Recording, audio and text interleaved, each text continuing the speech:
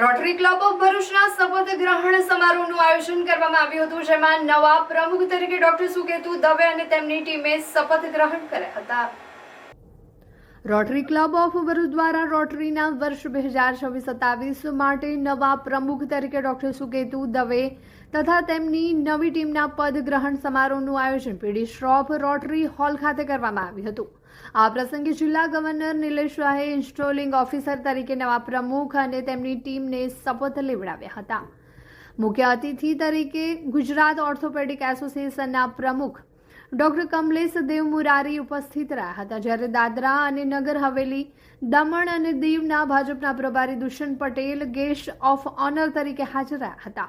સમારોહમાં વેલફેર હોસ્પિટલના પ્રમુખ એન્ડ રિસર્ચ સેન્ટરના પ્રમુખ ડોક્ટર ખાલિદ મોહમ્મદ પટેલ તેમજ દીપક કેમટેક લિમિટેડ દહેજના સાઇટ હેડ ભગીરથસિંહ જાડેજા માનદ સભ્ય તરીકે ઉપસ્થિત રહ્યા હતા.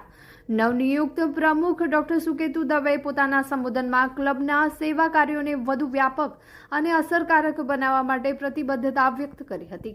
સમારોહમાં રોટરી ક્લબના સભ્યો, આમંત્રિત મહેમાનો, શહેરના અગ્રણી નાગરિકો તથા વિવિધ સંસ્થાઓના પ્રતિનિધિઓ મોટી સંખ્યામાં ઉપસ્થિત રહ્યા હતા.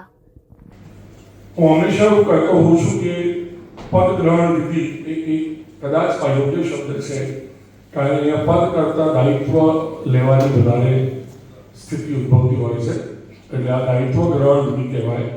અને રોટરી ક્લબ ઓફ ભરૂચનું દાયિત્વ લેવું એ ખૂબ જવાબદારી ભર્યું કામ છે, કારણ કે અહીં બેઠેલા અગણિત લોકોએ એને એટલું શીખ્યું છે કે આ વટવૃક્ષને સાચવવું એ ઘણું ક્યારેક મુશ્કેલ લાગે.